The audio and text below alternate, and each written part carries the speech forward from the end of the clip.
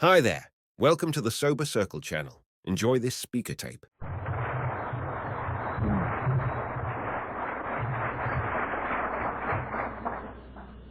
My name's Bob Bisan, and I'm an alcoholic. Hi. If you slept as quickly as I did and are as burnt out as I am, this group's in serious trouble. I would like to thank the committee for the opportunity to be here. It's really neat. I had the pleasure and the honor of speaking in Memphis a couple of years back, and that was a very special experience. But I have a feeling that there's been an increase in the joy and the involvement that the young people have had at this conference, and I think the committee is to be congratulated for the wonderful job they've done.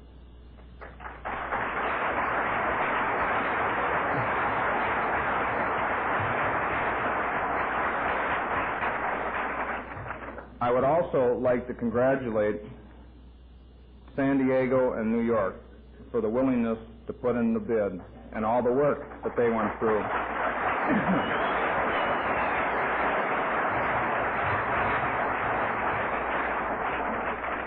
And most of the lessons that I learned in my recovery program did not come from having the jar of peanuts put on the top.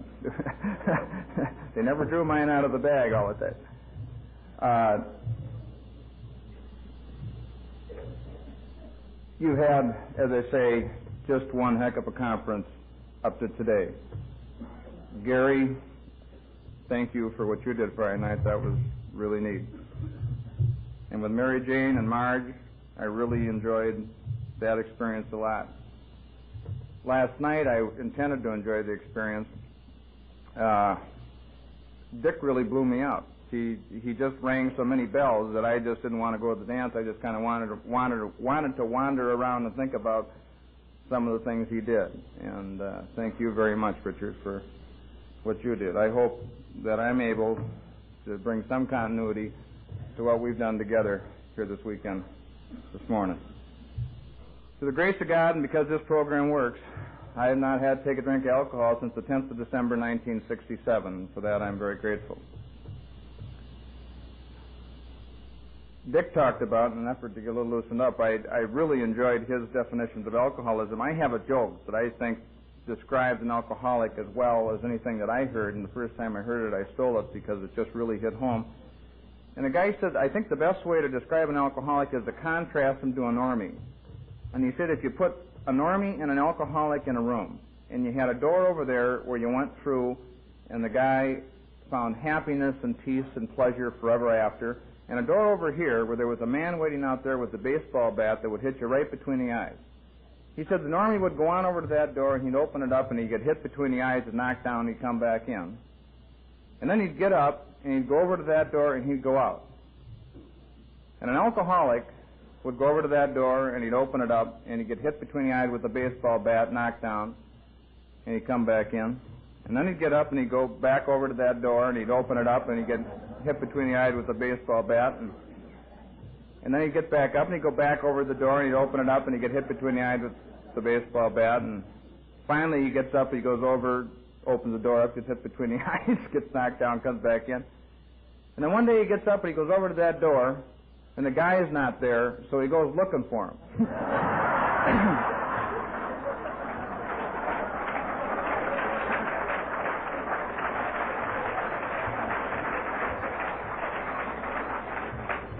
What scares me is I understand that.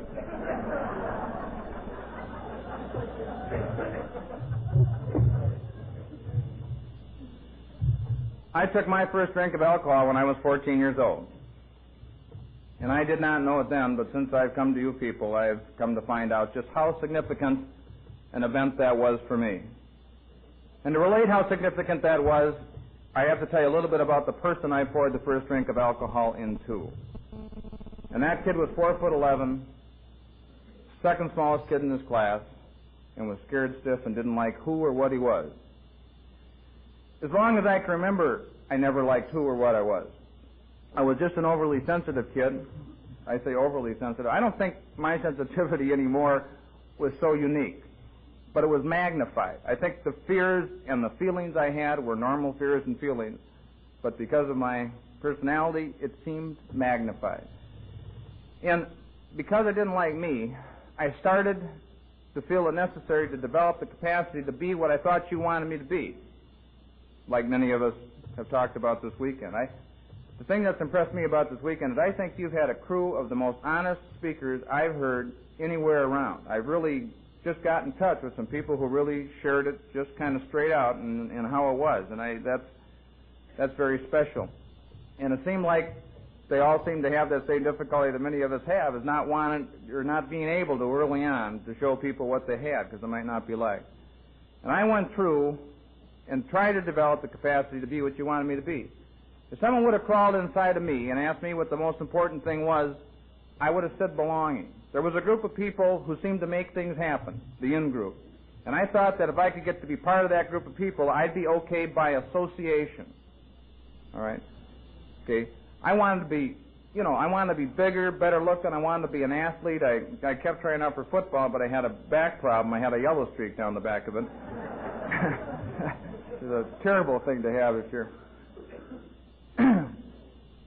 And so I turned into the class clown. Okay? I was the guy who had more stories. I was the guy who would do things that no one else would do. I was the guy who would say, I'm going to do something, and then I'm going to look at you, and if you smile, I'm okay. I was that guy. And I was good enough at being what I thought other people wanted me to be that I got to belong to that group of people. Except that even after I got there, I didn't feel like I belonged. Because I felt like I was there because I was paying my dues, and if I ever stopped being what you wanted me to be, you wouldn't want me anymore. And one night we were at a party, and a friend of mine had a fifth, and we went out and we split that fifth, and I made a discovery. And the discovery was that when I put alcohol inside of Bob, I got a feeling of comfort and well-being, the likes of which I had never experienced up until the time I took a drink of alcohol. It was as if when God put me together, he left a few nuts and bolts loose. When I took my first drink of alcohol, it was like someone snuck up behind me with a great big screwdriver and just kind of tightened it all up. Okay? I didn't feel like I belonged to the group. I felt like I owned it. It was absolutely amazing. I was able, with alcohol inside of me, to do things with ease that were so painful for me sober.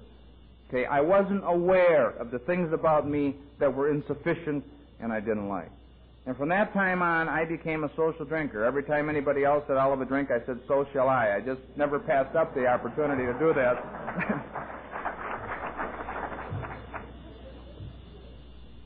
Literally, from that point in time on, I oriented my life around alcohol. I had developed a pattern that was so strong about being what you wanted me to be, and I got a lot of attention early on from drinking. Okay, for some reason, even though I wasn't very big and I grew some, I was able to drink pretty well. And I got into the false ID card making business. And I had a set of ID cards from the time I was 16 years old on, and boy, was that a status symbol. And I got in so I could make draft cards and driver's licenses and go different places. And some of the approval and strokes that I wanted, I got from being cool. And I never dropped that, okay? Even though I grew a foot, I still felt 4'11".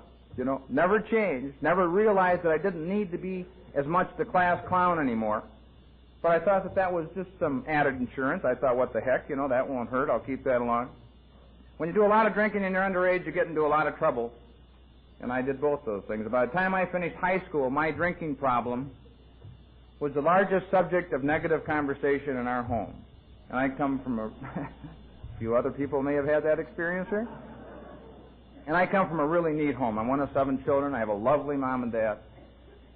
But it was really a hassle. They just didn't feel that the example I was setting was too cool for my younger brothers and sisters. And I had an opportunity to go away to school. Now, I thought my drinking problem was my parents' attitude about my drinking. Okay, I thought I drank like all my friends did. And there was a little bit of truth in that, but what it turned out is that I drank similarly to my friends, except I just picked different friends and did it more often. Okay. But I had a chance to go away to school, and I had an idea. You know, when you're 16 years old and you're drinking and you get caught, if the police catch you or your parents catch you, it doesn't make any difference if you had 1 drink or 10. It was never the question, how much were you drinking? It was only, were you drinking? Okay, and I never wanted to run the risk of getting caught with 1 drink. That never made sense to me. And so I always got the job done. I thought, if you're going to get caught, you might as well get caught for something. And I thought that if I could get someplace where they treated me like an adult, that my drinking would become normalized. Okay? Well, I wouldn't be here if my drinking became normalized. And to make a long, bloody story short, I drank my way out of the University of Notre Dame in the middle of my senior year. One day I just walked out. And somewhere just recently an old story resurrected itself, and I'll share it with you because it really describes, in a not so funny but funny sort of way, my alcoholic career. And for a guy whose status was really important to, for a guy who's showing people things, that he thought they wanted to see, going to Notre Dame was really a big deal. It was really kind of nice to go on home and, go to Notre Dame. And my freshman year I went there, and I can remember going into Chicago. I think it was a Thanksgiving break, and I was at the Drake Hotel, and I went down in the mezzanine of the Drake Hotel, and I found a liquor store that had gallon bottles of liquor. I had never seen a gallon bottle of liquor in my life. We only had quarts and pints and half pints. And it was the most magnificent. I spent all my spending money to buy a gallon of Seagram 7 Crown. And I was a real dude. I had flasks, and all that sort of thing. Shoved it in my suitcase. And in those days, at school, we were the first year that didn't have mandatory mass and lights out at 10:30. It was not a loose organization in those days. It was tight, and we had hours, and we had guards, and they checked you in and out. And drinking, God, they cut off an arm if they caught you drinking. You were just gone. There was just no question about that. And I had that gallon bottle in my locker up on the top, and I filled a flask, and one night I was drinking at my desk with the flask. And I must have left the door open after a potty stop, and the guard walks in my room, and he catches me drinking. Now, I'm done. Okay? Now, my mom and dad had sent me to Notre Dame. They were paying the bill, and I'm looking at walking home, okay, in November to my family and telling them I got kicked out of school for drinking. And my life was flat. I got between the guard and the door, and I closed the door, and I said, Sylvester, you've got a choice. And your choice is you're going to ruin a guy's life for having to drink alcohol. Now, I said, I know I'm wrong, but I said, please, there's just too damn much at stake for you to walk out of here and go turn me in and ruin my college career. And I started to cry. But, baby, I want you to know that was no act. Everything I had was on the line. And I went over to the sink, and I took that flask, and I poured that flask out into the sink. And he did not turn me in. An hour later, I went back into the Foot Locker, okay, and got that gallon, and I went back, and I filled that half pint, and I continued to drink. And the insanity of that never occurred to me. Okay? Never occurred to me. I look back at that, and that describes my alcoholic life. There is just no question about that. Absolutely everything I had was on the line right that moment. Stark terror hit me. I would have done anything to have him not turn me in, and I went right back to it without even making a conscious decision to do so. I came back home, showed up to a set of... I had to get a medical release because I was due to be commissioned in June, and we sent home for a medical diagnosis from my doctor, and the diagnosis came back chronic alcoholism, age 21. I showed up back at home to a set of very disappointed parents and finished school in St. Paul. And by the time I finished school, the family had done everything they could do to make Bob okay. They had just run the gamut. And we reached the mutual decision that I didn't belong at home. I think I was out on a 3-day alcoholic research project, and came home and found my suitcase on the steps, is about how that went. And armed with my college degree and my newfound freedom, I struck out to make my mark in the world, and I took a position as a carry-out boy in a liquor store, which subsequently proved to be a mistake. I lost that job for going 80 miles an hour with a delivery truck. And I ended up taking a job as a waiter at a private club in Minneapolis, living on Skid Row, drinking a quart and a half of booze a day. Now, at that time, I'd weighed 210 pounds. My life was an absolute mess. I lost contact with everybody that I grew up with. I didn't have enough money to do for the necessities of living and drinking. So my daily routine consisted of getting up in the morning, taking 2 Dexedrine, drinking a 6-pack of beer, going to work, working from 11 to 1, getting off at 1 o'clock, drinking as much beer as I could between 1 o'clock and 4, going over and buying a quart of Southern Comfort, going back, putting it in my locker, filling a half-pint bottle all night, and then trying to find a place to sleep for the night. And I had a guy I worked with who was a heroin addict, and his wife was a prostitute, and I took to living in the room she worked out of. And whenever she had a customer, I used to have to go walk the streets. She'd come in with a John about 1 o'clock, and I'd have to go out and do my thing for a while. It was very attractive in those days. That period of life, to me, never seemed real. It was like watching my life on television. It never occurred to me that I could have ended up having the things happen to me that happened to me. I describe alcoholism as a process of adaptive impoverishment. You just get used to being less and less. It's just that long, slow slide down, baby, and it just, one day you wake up and just start tearing, you don't know how you got there, but you've been getting there over a long period of time. And I got beat up so badly in a fight that I couldn't go back to work looking the way I looked. And I did what I always did when I really ended up in trouble. I went back to my family and I said, "Can I come home?" And they said, "Yeah. If you follow certain rules, you can come home." And like a good drunk, I promised to follow the rules and got back in the house. In there, I had been drinking 1.5 quarts of booze for about 7 months solid, and I quit cold turkey. And I never knew you could ever get in any trouble quitting drinking. But as some of you in the room may know, you can get in trouble quitting drinking if you've been drinking like that for 7 months, and I went through some pretty severe withdrawal. One of the things that alcoholism meant to me is that I started my life over about every 6 months. I was one of the world's greatest starter-overs.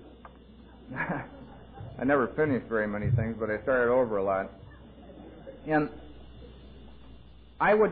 my life was a pattern of just kind of existing between crises. I would just kind of coast along until my world fell apart, and I'd go around and pick up checks and lie and get it all padded back together, and then I'd kind of exist again until it blew apart.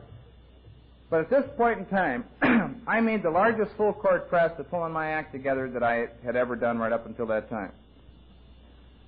I thought that if I could find a woman that I loved and that she'd love me, that sounds a little familiar to you, Richard, that would make a difference in my life, because I was never a self-starter. What I needed someone was to motivate me. I thought that if I could get a job that was really kind of a career sort of job, so I could get a start on being whatever it was I was going to be. And I thought that if I could get away from the parental relationship that I had, which was interesting because I was just moving back in the house, that would make a difference in my life. And so I started to put the things back into my life that would make it okay. I got back together with the girl that I had gone with for a couple of years and broken up with for quite some time, and not too long after that I became engaged to be married, and today she is my very lovely wife. I got a job as an executive trainee with a manufacturing concern, and I bought my first automobile, and I thought, hey, it's finally going to happen. I'm finally going to get a chance to become whatever I wanted to become when I grew up. Only it didn't happen, because one day out of every 10 I'd be driving to work, and I'd think, I just need 5 more minutes sleep, and I'd pull the car over on the side of the road, and some cop would wake me up around noon wondering why I'm sleeping on the freeway. And my life's a catastrophe. And I quit that job with that keen sense of alcoholic timing that many of us have. In the depths of my search, I reached the conclusion that what I needed was more freedom. I didn't belong pent up behind a desk. And I took a job selling business equipment. And I had that job about 4 weeks, and I went out on a 4-day drunk. And the first day I called in, and the next 3 I didn't. And I woke up in a friend's apartment one afternoon, and I didn't know if I had a job. I didn't know if I had a fiancé.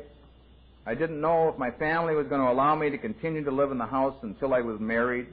And that was an economic necessity, because I had another disease in my drinking days and into my sobriety. It was called spending money I didn't have, to buy things I didn't need, to impress people I didn't like.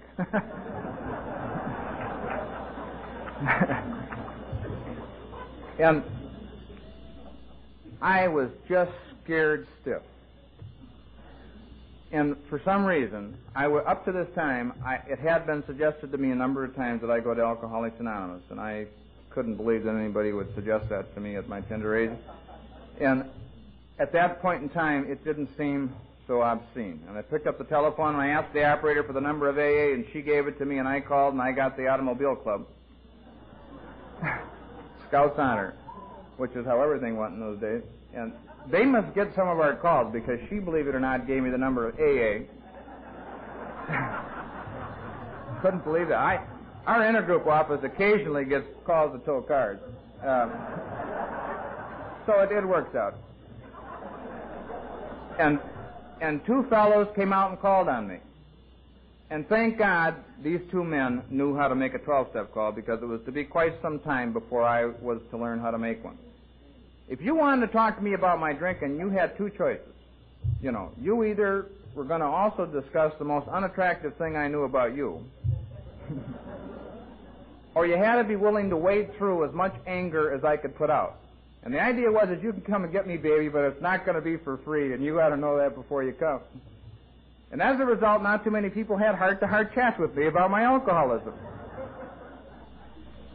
And, as soon as I hung up the phone, the blood started to move, and I thought maybe I might live, and I was sorry that I made that call. It probably wasn't necessary, and I really didn't want to go.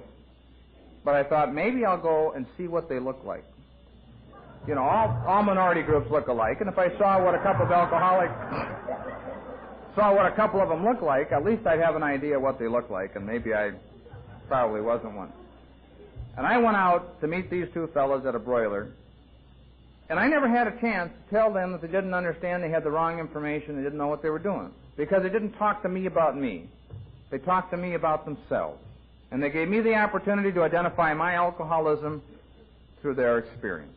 And I'm ever so grateful for that, because for the longest time, I was embarrassed to talk to people about drinking. I would talk to them about the philosophy of Alcoholics Anonymous and the fellowship of the program, and I thought it was in poor taste to discuss someone's drinking with them. Don't know why that. But these two fellows were in poor taste, and they had, thank God.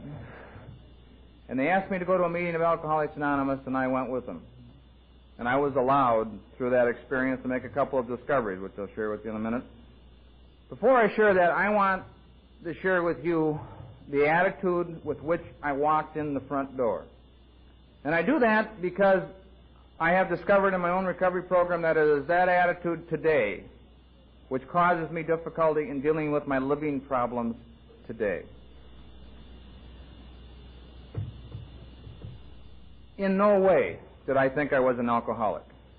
Most of us walk around with preconceived ideas and a lot of misinformation as to what alcoholism was, and I was absolutely no exception. I thought an alcoholic was someone who was a lot older and a lot sloppier and had problem living their life because they were just physically drunk all the time, and that didn't seem to describe me. It described me somewhat better than I would have liked it to describe me, but it didn't seem to describe me. I thought I was going to walk into a room with people in their late 80s with a with a bottle of alcohol in the middle of the table, saying that if I gave up demon rum and found the Lord, that my world would be okay. And that's sincerely what I thought I was going to find. My idea was, people come to me, and one of the questions that used to drive me nuts is, why do you drink the way you drink? I just couldn't understand that question. And I never had a good verbal answer for it. What went on in my mind was, I said, look, I drink because I got problems. I don't have problems because I drink. If you knew the frustration and the anxiety, if you knew how many times I started out to have things happen okay and that they just crumbled before my very eyes, if you knew how many times I've been a flat-out victim of circumstance, you wouldn't ask me why I drink the way I drink. You'd know why I drink the way I drink. I don't drink inappropriately for a person who's had my difficulties. And at some point in time, it's going to get better, and when it gets better, I'm not going to have a drinking problem. So thanks a lot for your concern, but just please go away. I was lodged between a brother or a sister who did graduate work at the University of Paris at the Sorbonne, and a brother with Phi Beta Kappa in law school. And when you're between two show-offs like that, you look bad. I made that comment. I don't always share that in the talk. They didn't read the press release this morning, and if there is a member of the press, I'd sure appreciate it if you don't if you'd follow the traditions and ask someone what they are at the end of this meeting. I had a newspaper article done on me just recently after a talk, and that was one of the most disappointing things I've ever had happen to me. And they didn't even use my full name, but our tradition of anonymity has to do with de-emphasis of personality that's unnecessary, and I really felt hurt by that experience.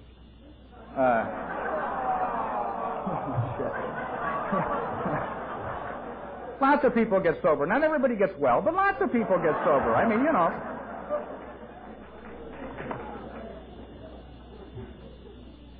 But I'd have my parents come to me and say, wouldn't you like to be like, you know? And yeah, I'd like to be like some of those models. How do you do it? Where are the instructions? Okay? I was a guy who was out of step, and I didn't want to be out of step. I mean, it hurt a lot being how I was. But as bad as it was, you're seeing all I got. I don't have any other way to do it. And I was scared to death about that. I was absolutely scared to death. I thought I had a built-in failure mechanism. Because I really, when I started over, baby, I really wanted it to be different. Bad, I wanted it to be different. And I knew I was different, and it scared the heck out of me, and I didn't know what was going on. They say, Bob, he's a hell of a guy if he just wouldn't drink. Well, like most of us, I tried that. I was out just before I went back to my senior year at Notre Dame. I was out on a research project, and I ran into a bad batch of ice. You know, I don't know if any of you have ever run into a bad batch of ice, but the moon was out that night, and I got beaten up, robbed, rolled, pistol whipped, shot at, thrown out of the second story of an apartment, ended up in the state of shock in an alley. Came to sometime later, crawled to a phone booth, called my family. Long story, but they found me, got me to the hospital, and I'm waiting for my doctor to come patch me up, and my regular doctor doesn't come, my psychiatrist came. And they were going to put me in a psychiatric ward and not let me go back to my senior year of school. And if any of you enjoy my talk here today, you should have heard the one I gave 10 years ago to get out of the psych ward at Miller Hospital. That was probably the finest talk I've ever given. And they let me go back on the condition that I wouldn't drink, and I went back and I didn't drink for a period of about 4 months. And my life didn't instantaneously get better. I didn't automatically become what I thought you were telling me I'd become if I just wouldn't drink. And that terrified me. Because I had proved two things to myself. And number one, I could quit drinking any time I wanted to, because I was a daily drinker. And I quit for 4 months. And number two, obviously alcohol what was at the root of my problem, because look at me, I just quit, and I'm still a walking catastrophe. So don't give me that line of garbage about just don't drink and life's going to be okay, because I've been there and it's not true. There's something wrong with me that isn't involved in that bottle, and I know that.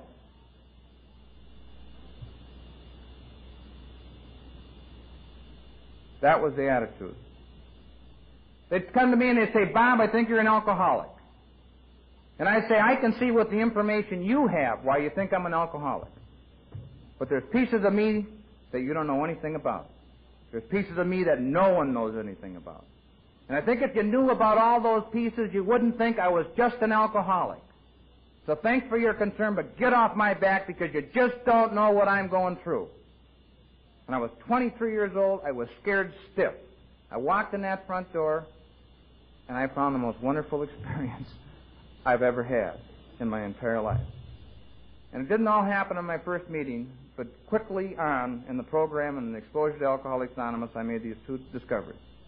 Number one, I discovered that alcoholism was a disease, and I never knew that. But it was a disease, the men told me, that affected me as a total person, mentally, physically, and spiritually. I can remember one old guy saying, he said, Bob, drinking's not your problem. And I said, could I get that in writing? I thought, I want to take that home. He said, no, you have a drinking problem. But he said, that's not your problem, it's your symptom. He said, when you take your last drink, he said, you still have to treat the mental and spiritual aspects of your disease. He said, that's what the program of Alcoholics Anonymous is. It's not that thing about just don't drink and life's going to be okay. It's if you don't drink, and if you use the 12 steps of the program of Alcoholics Anonymous to find a different way to live your life, sufficiently better than what you had before, so that you don't have to go back to alcohol or drugs to do something for you that you were unwilling or unable to do for yourself. Well, that made sense to me, because if there was one thing I knew when I walked in that room, is that I didn't know how to live. Baby, that I knew. The only reason I walked in is I had tried everything that I knew how to try. Going into that room was not on the top of my list. It was on my list, but it was somewhere lodged between leprosy and syphilis. It was down it was down towards the bottom third of the goals that I wanted to achieve. And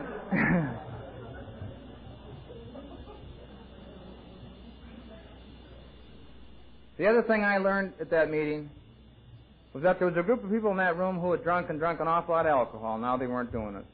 And the only observable reason for them not doing it is that what they had found in sobriety was better than what they had in the bottle.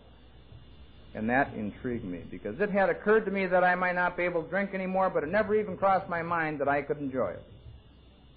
I thought my life would be over. I thought I'd spend the rest of my life going around to parties having people talk about my Shirley Temple cocktails. I had so much of my identity tied up in drinking and being cool that I just couldn't imagine what they were going to replace if they took that away from me. I didn't like people who didn't drink. I didn't trust them. They were kind of what I called Irish homosexuals. I don't know if you know what an Irish homosexual is, but it's an Irishman who likes women better than alcohol.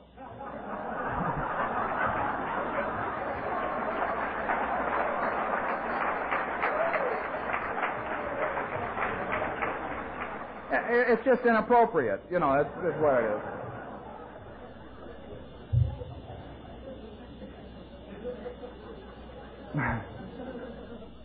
But I was to launch a process of discovery that was to be one of the most painful and joyous experiences I was ever to have in my life. And you know what that is, because that's why we're gathered together here, and that's why we're able to be so close with one another, because we're sharing that common experience today. Our big book says that our common experiences prior were just an element in the cement that binds us together, but the great news for us is that we have a common solution in the program of Alcoholics Anonymous. I want to share with you what I consider to be the most significant event in my recovery. I tell a story which kind of describes the level of delusion I had when I came into Alcoholics Anonymous. It's about a lady that goes to a doctor and she says, "Doctor, I'm having a problem." The doctor says, "What's wrong?" She says, "Well, I'm passing gas." And she says, "You can't smell it and you can't hear it, but I have this horrible sensation and I wish you'd give me something for it." So the doctor gives her a prescription and says, "Take this and come back in a week." And she takes it and comes back, and the doctor says, "How's your problem now?" And she says, "Well, it's worse." She says, "Now you can smell it." And the doctor said, "Well, good. Now that we have your nose cleared up, we can work on your hearing."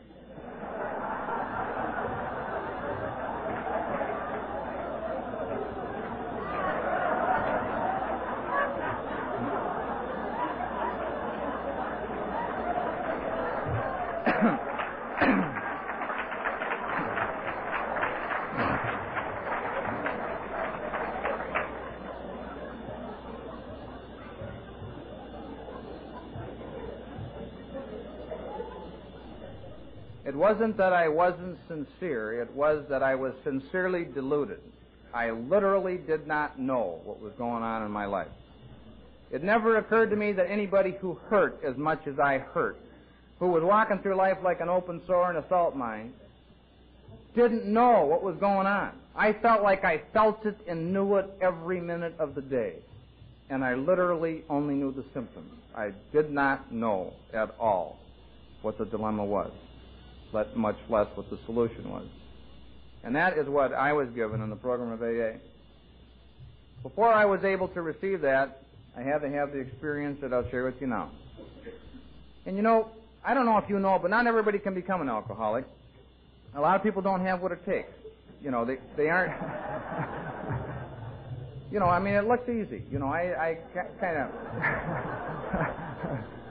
kind of like being a professional golfer. Anybody who's really good at doing what they do makes it look easy. You know, I think a lot of people think we do what we do out of default, but there's a lot of work involved in that. And we're good at it, and it looks easy, but it's not. It's a lot of technique. And just as much as getting well takes certain steps, you need certain tools to stay sick, and the tools go something like this. To be a good practicing alcoholic, you have to be able to lie well. You can't go to work on Wednesday and tell the boss you were sick on Monday and Tuesday and then giggle. That doesn't work. Okay. Got to be able to look them right in the eye and lie, and no problem. And you get to be good at that by practicing lying when you don't have to.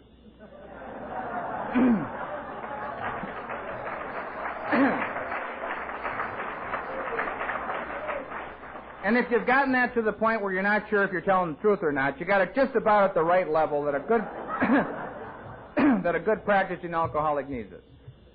Number two, you have to be able to rationalize all sorts of decisions that make absolutely no sense, to endorse behavior that's very damaging time after time after time after time. Number three, you have to be able to manipulate. You got to be able to manipulate the important people in your life to get them to do what you have to have them do so that you can continue to drink. And a kind of a sophisticated twist on that is helpful if you can kind of make them feel responsible. That if that if they weren't a certain way, you wouldn't be a certain way. If you're doing that, that's professional level behavior. And number four, you got to be paranoid. Okay. I never really understood that, but I don't know if any of you have walked around practicing answers to questions you've never been asked. I don't.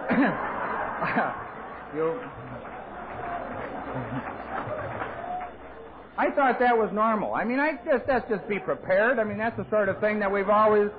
I think I'll practice an answer. Yes, that always made sense.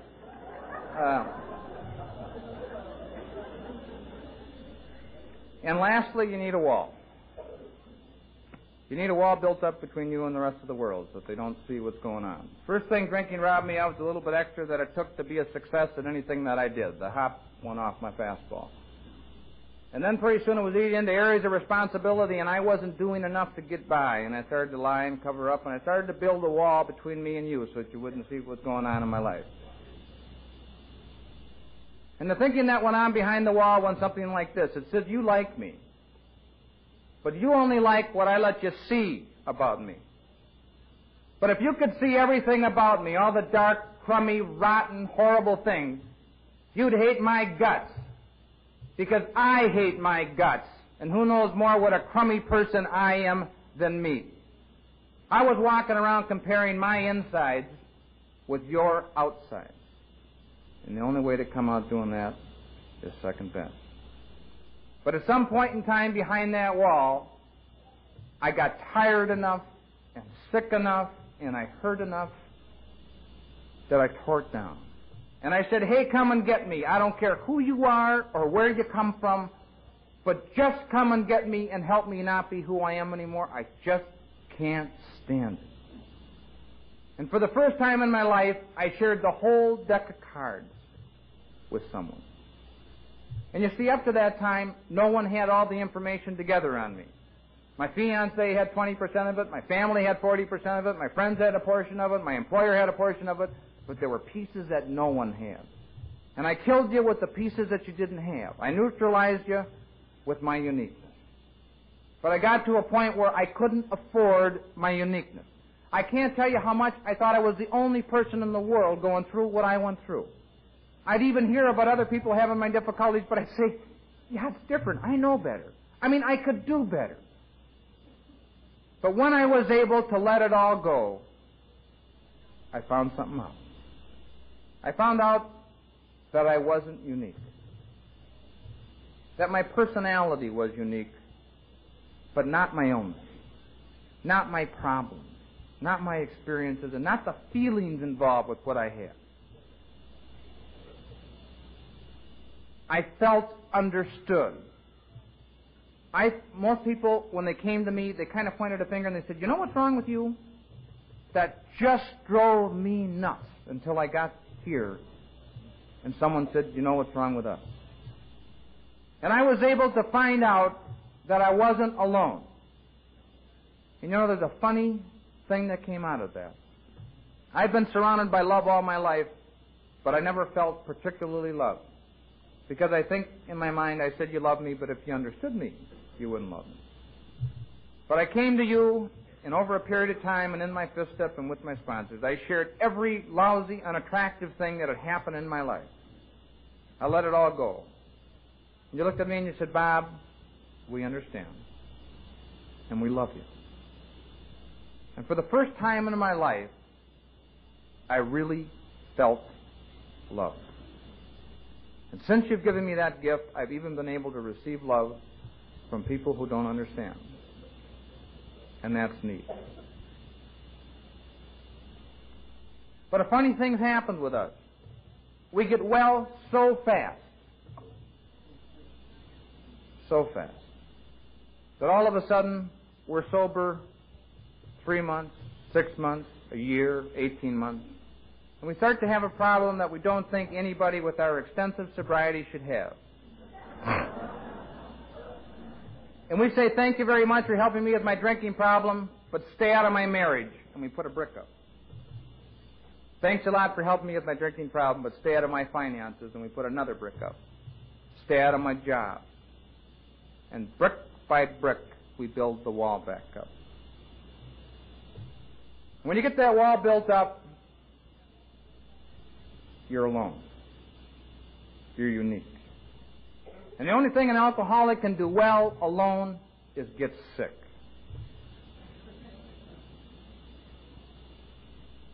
I don't think there's another group of people in the world, by and large, have the capacity to show the non-judgmental love and understanding that we have been given to give to the new person who walks in the door of Alcoholics Anonymous.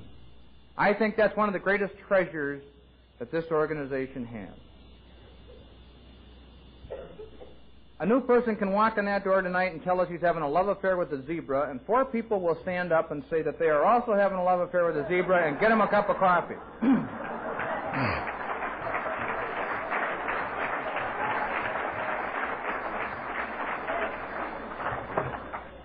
But let a person 4 years sober walk in that door and tell you that. Now, I don't know if it's different in Texas, but that person doesn't always find the non-judgmental love and understanding that we give the new person. And I want to report something to you. My need for non-judgmental love and understanding, and an atmosphere with which I can take risks in and share with you what's going on in my life today, is not less than it was when I walked in the front door of Alcoholics Anonymous. I literally think it's greater because I'm so much more of who I am and what I am.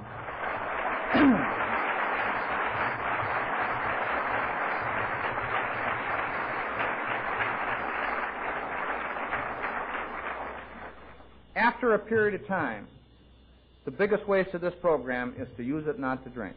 This program is to live.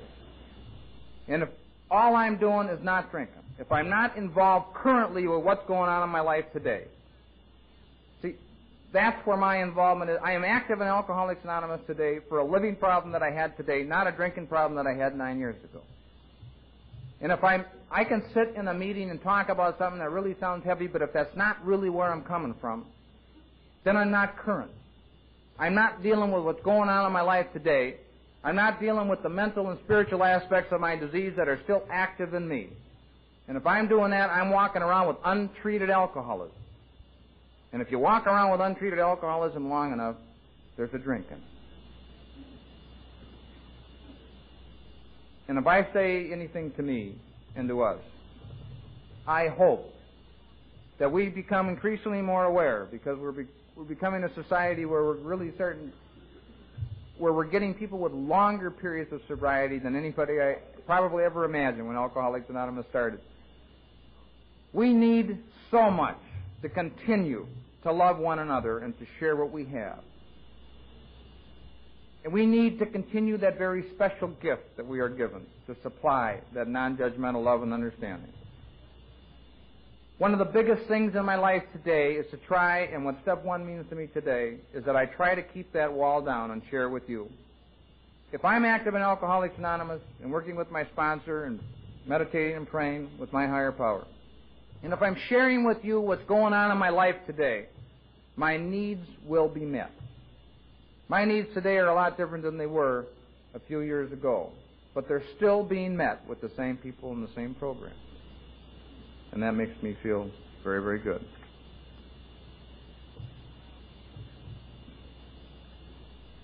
I had a heck of a battle with the problem that I just related to you about building the wall back up. Because I wanted to be a young Bill Wilson. I started out reading the right books, listening to people, and I started out trying to feel good about what I knew about the program of Alcoholics Anonymous. I was saying things that my sponsor told me, he said, Bob, you know more than you understand. And I'm still working on that, but I don't think that's a compliment. I don't.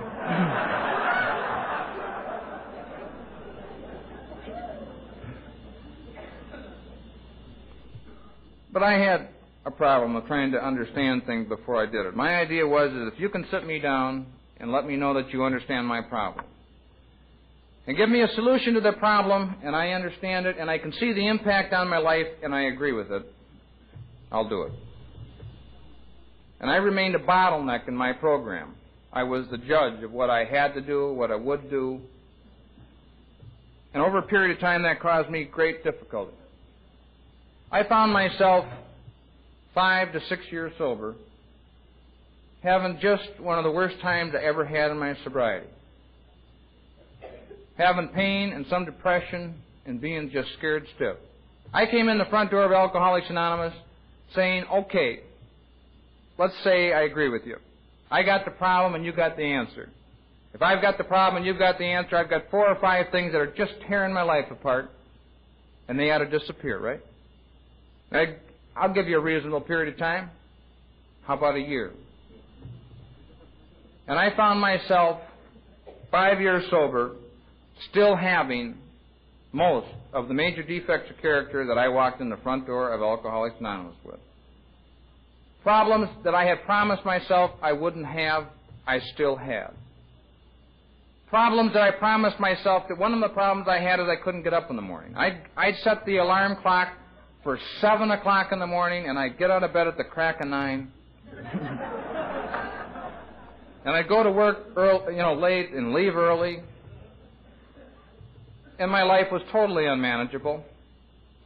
And I would promise myself daily that that wouldn't happen, and daily I would do it. And baby, you can't want to do something, and that was only one of 4 or 5 things that were doing that. And you can't want to do something pretty damn bad, and then do it, and do it, and do it, and do it, and feel very good about yourself. And I didn't. And I got so I was sitting down with new people and promising them things that I wasn't sure I believed for me anymore. I'd come in, and they'd come in, and their lives would be an absolute catastrophe, and I'd say, baby, as bad as it is, if you hang in there with us, it's going to be okay. It looks really bad, but honest to God, it's going to be okay. And then I found myself getting in the car and going home and wondering if it was going to be okay for me. And I wasn't sure, because I really tried pretty hard at doing some of the things I did on and off, and it didn't work. And in the crisis of a job change and starting a new business, everything went to hell. And I was scared stiff. And I started to search. And I started to notice that there were people who had something that I didn't have. And I started to notice that that was a strong personal relationship with a higher power. And I was born and raised a Roman Catholic, which caused me a great deal of difficulty in my alcoholism. And it was all a matter of timing. You went to confession on Saturday afternoon, you went out Saturday evening. Those 2 things, I always spent about 2 hours a month in the state of grace, and it just never really... You can't grow up being an altar boy from the time you're 10 years old and have those things and be very meaningful to you, and then from the time you're 13 years old, you just can't play by the rules no more, so you ain't in. And I developed a major part of looking at myself with that point of view. And I brought that point of view into Alcoholics Anonymous, and I left it alone because it was so uncomfortable I couldn't deal with it. And then I finally got to a point where I had to deal with it. In that crisis that I reached, I went over to a sponsor of mine and I said, I need some time. And we went up in the boardroom of his company, and I said, in the next 2 hours, I'm going to tell you everything that I'm aware of that's going on in my life. And when I'm done, I'm going to do whatever you tell me to do, so be careful. And I got done. And his suggestion to me was to go to a clinical psychologist. And I can't tell you how much that I didn't want to go to a clinical psychologist 7 years sober. I was the god of my group. I owned it. I made the appointment in his office and went over there. And it was a very helpful process to me. And in that process, I was able to get in touch with some things that I wasn't in touch with, and I was able to bring them into my program. I got to a point where I knew I had to develop a relationship with a God, but I couldn't. Because time after time I had promised myself that I was going to rid myself of my defects of character, and time after time I still had them. And as soon as I got rid of them and was worthy of a relationship with them, I was going to have one. But I just never seemed to be able to get to the point long enough to get them out of my life so that I could go to them and say, see, I really mean it. I want to be better. Can't you see that? Because I knew that if I went and promised that I wasn't going to do those things that were making me feel dirty inside, that I couldn't perform on that. Because I'd made that promise to me and him time after time after time. And I got to the point where I was starting to think about committing suicide, which is generally around the time you should get some help. If you have that symptom in your life, you might consider talking to someone. And I had a fear, the same fear I had with alcohol and the same uniqueness that I had when I walked in the front door, and I was afraid. I didn't know how to live my life if those things were taken out of it, and I wasn't sure they ever could get out. And I had an experience in my living room on my knees after I had done some extracurricular reading and studying. And I knelt down that day, and I was allowed to take the 6th and 7th step of the program of Alcoholics Anonymous. I had tried to the very best of my ability during those years to remove my defects of character, and I was insufficient to the task.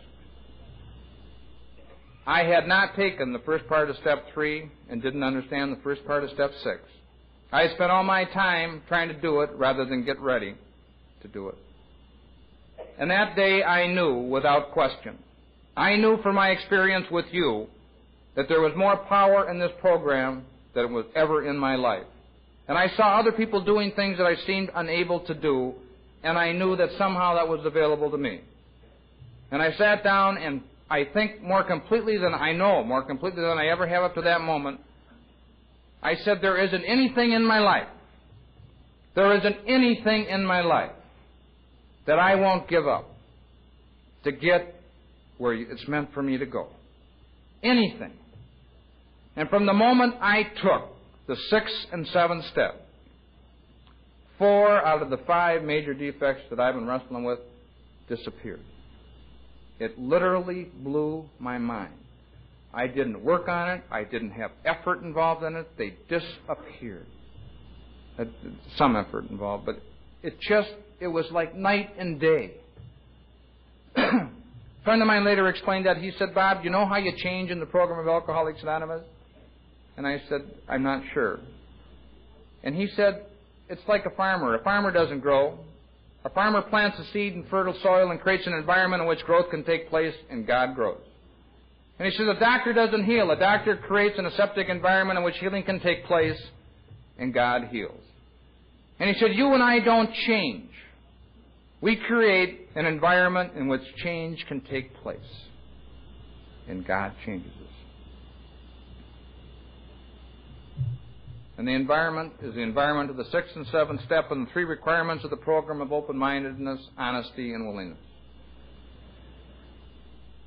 And if you are having the difficulty I had with using your own resources of treating your dilemmas, come to find what Bill Wilson said when he said that the 6th and 7th steps separated the men from the boys in the program of Alcoholics Anonymous, and I never understood that in my own life until I had that experience. I thought I should have had that experience in my 1st or 2nd year of sobriety. But I'm really grateful that I hung on long enough and stayed sober long enough to have it in my 7th and 8th year of sobriety. And that I am sure that I am going to have a number of those experiences late, but I'm also sure that if I continue to stay with you and share what's going on in my life today, that I eventually am going to have them. And I want to report to you today that my life is totally different. It's like someone took a microscope and changed it from a 4-power to a 16-power. It's the same life, but it looks entirely different. The center of my life is different. Today, I have a higher power at the center of my life. And it is a great joy to me. You know, in closing, we're sitting in a room with a marvelous, wonderful group of people. A group of people who are the leaders, the future leaders and models in Alcoholics Anonymous. And Dick talked a little bit last night about the dignity of Alcoholics Anonymous. We are the people in the room who are going to give the dignity to Alcoholics Anonymous in the next number of years. Our founders are dead. We're in a period of time where I think there's more outside activity with respect to alcoholism than there ever has been. And I think that in some cases that makes for a little confusion. But we have been entrusted with a program that is the most marvelous, wonderful program in the world. For those of us that know the history of Alcoholics Anonymous, we know that that didn't happen by accident. We know how we got the message that was given to us in that book. And it was inspired. And it works. And no one else can do what we do. There's a lot of people who can treat alcoholism, but there's only one group of people who can tell you how to recover from alcoholism. And if we don't do what we do, no one else is going to do it. If we don't provide the help to one another, that environment that I talked about, if we don't keep intact, see, the people who started this program wrote that book. Okay? They knew that book. If we don't continue to undiluted and unchanged hand that message to one another, we're going to have a problem. And I can relate that problem to you to say that if we took everybody in this room tonight and put them in a spaceship, and we're going to take a trip to the nearest star. The nearest star is a star called Alpha Centauri Proxima, and it's about 5.5 million light years away. And if we got in that spaceship and went 100,000 miles an hour, it'd take us about 300 years to get there and about 300 years to get back. Now, when we got in that spaceship, we would know who we were, where we were going, where we had come from, and why we were going. But it isn't very hard to understand that if we didn't very carefully, with a great deal of concern and integrity, pass that message on, intact, to the future generations, that we could literally, 200 years from now, have a group of people filling that spaceship who didn't know who they were, where they had come from, or where they were going, or why. We're on a journey. We're on a journey that started with Bob and Bill. And we're the second or third or fourth generation of recovering alcoholics. We've been given the message because of the concern and love of the old-timers in Alcoholics Anonymous. We've added some very special things to it, but the basic message has never changed, and I hope never will change. Sometimes when we think we see things so clearly, we ought to remember whose shoulders we're standing on to get the view. And I hope that all of us in the room take that responsibility well and continue to share with one another the message that is in this book. I'm going to give you an acronym for the words that was given to me by a friend, for the words Alcoholics Anonymous. And an acronym is a series of initials that spell out something. And I think it really does spell out in a very special way what our program's about. A life centered on helping others live in comfortable sobriety. A new outlook now yielding many opportunities for useful service. Thank you very much.